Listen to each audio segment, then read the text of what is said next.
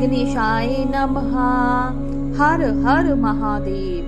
पार्वती की तपस्या विषयक दृढ़ता, उनका पहले से भी उग्र तप, उससे त्रिलोकी का संतप्त होना तथा समस्त देवताओं के साथ ब्रह्मा और विष्णु का भगवान शिव के स्थान पर जाना।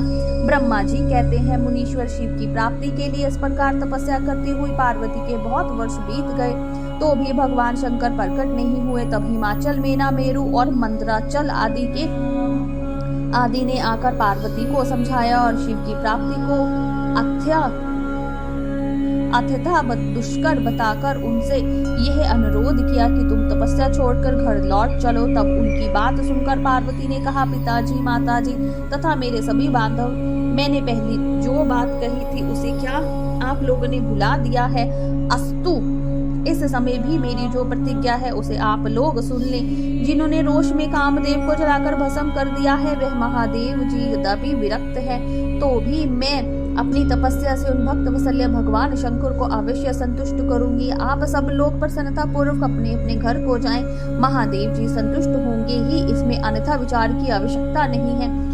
जिन्होंने कामदेव को जलाया है, जिन्होंने इस पर्वत के वन को भी जलाकर भस्म कर दिया है, वह भगवान शंकर को मैं केवल तपस्या से ही यही बुलाऊंगी। महाभागगण, आप यह जान ले कि महान तपोबल से ही भगवान सदाशिव सेवा सुलभ हो सकती है। यह मैं आप लोगों से सत्य सत्य कहती हूँ। सुमधुर भाषण करने वाली पर्वतराज कुमारी शिवा, माता मेनका, भाई मैनाक, पिता हिमालय और मंदराचल आदि से उपयुक्त बात कहकर शीघ्र ही चुप हो गई। शिवा के ऐसे कहने पे वे चतुर चालाक पर्वत गिरिराज सुमेरु आदि गिरिजा की बारंबार प्रशंसा करते हुए अत्यंत विस्मित हो जैसे आए थे वैसे ही लौट गए। उन सब के चले जाने पर सखियों से घिरी हुई पार्वती मन में यथार्थ निश्चय करके पहले से भी अधिक उग्र तपस्या करने लगी। मुनि श्रेष्ठ देवताओं, असुरों, मनुष्यों और चराचर प्राणियों सहित समस्त त्रिलोकी उस महती तपस्या से उद्यत हो उठी। उस समय समस्त देवता, असुर, यक्ष, किन्नर, चारण, सिद्ध, साध्य, मुनि, विद्याधर, बड़े बड़े नाग, प्रजापति, गुहक तथा अन्य सब लोग महान से महान कष्ट में पड़ गए।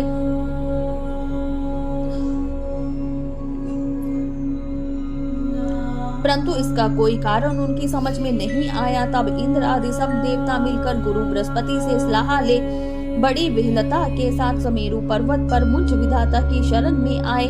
उस समय उनके सारे अंग संतप्त हो रहे थे। वहां मुझे प्रणाम कर उन सभी व्याकुल और कांतिहीन देवताओं ने मेरी स्तुति करके एक साथ ही मुझसे पूछा, प्रभु, जगत के संतप्त होने का क्या कारण है? उनका ये प्रश्न सुनकर मन ही मन शिव का स्मरण करके विचार पूर्वक मैंने सब कुछ जान लिया। इस समय विश्व में जो दाह उत्पन्न हो गया वह गिरिजा की तपस्या का फल है। यह जानकर मैं उन सब के साथ शीघ्र ही क्षीर सागर को गया।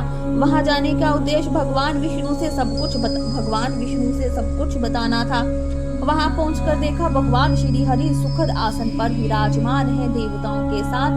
मैंने हाथ जोड़कर प्रणाम पूर्वक उनकी स्तुति की और कहा, महाविष्णु, तपस्या में लगे हुए पार्वती के परम उग्र तपस्या से संतप्त हो हम सब लोग आपकी शरण में आए हैं। आप हमें बचाइए, बचाइए।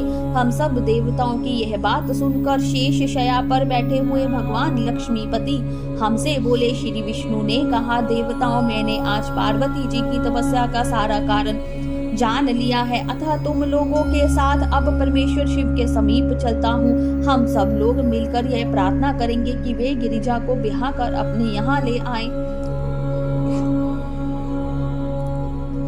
अमरो इस समय समस्त संसार के कल्याण के लिए भगवान से शिवा के पानी ग्रहण के लिए अनुरोध करना है। देवादिदेव पिनाकधारी भगवान शिव शिवा को वर देने के लिए जैसे भी वही उनके आश्रम पर जाएं, इस समय हम वैसा ही प्रयत्न करेंगे। अतः परम मंगल में महाप्रभु रुद्र जहाँ उग्र तपस्या में लगे हुए हैं वहीं हम सब लोग चले। भगवान विष्णु की यह बात सुनकर समस्त देवता आदि हटी, क्रोधी और जलाने के लिए उदत रहने वाले भयंकर रुद्र से अत्यंत भयभीत हो बोले।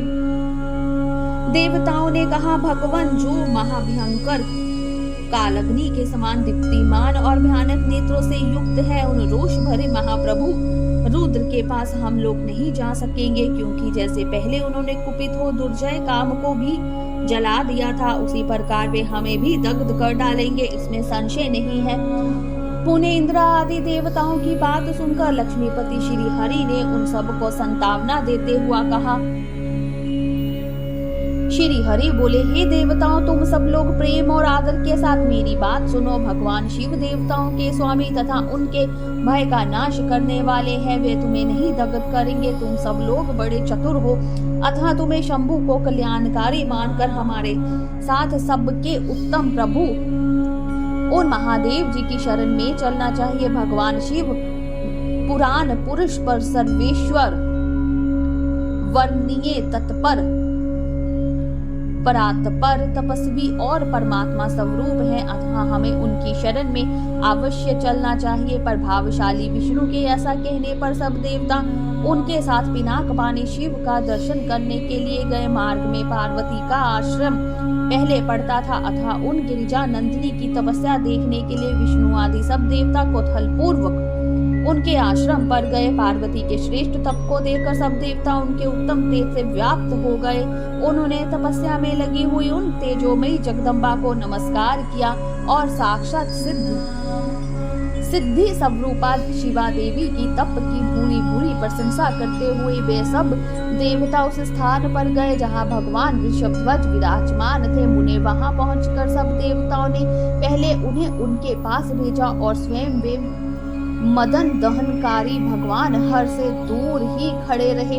वे वहीं से यह देखते रहे कि भगवान शिव कुपित हैं या प्रसन्न। नारद, तुम सदा निर्भय रहने वाले और विशेषगत शिव के भक्त हो, अतः तुमने भगवान शिव के स्थान पर जाकर उन्हें स्वतः प्रसन्न देखा और फिर वहां से लौटकर तुम श्री विष्णु और सब देवताओं को भगवान शिव के स्थान पर ले गए। वहां पहुंचकर विष्णु आदि सब देवताओं ने देखा भक्त वत्सल्य भगवान शिव सुख पूर्वक प्रसन्न मुद्रा में बैठे हैं। अपने गणों से घिरे हुए शंभु तपस्वी का रूप धारण किए योग पट पर आसीन थे। उन परमेश्वरी रूपी शंकर का दर्शन करके मेरे सहित श्री विष्णु तथा अन्य देवताओं, सिद्धों और मुनीश्वर ने उन्हें प्रणाम करके वेदों और उपनिषदों के सूत्र द्वारा उनका स्तवन किया। बोलिए शंकर भगवान की जय, उमापति महादेव की जय, हर हर महादेव।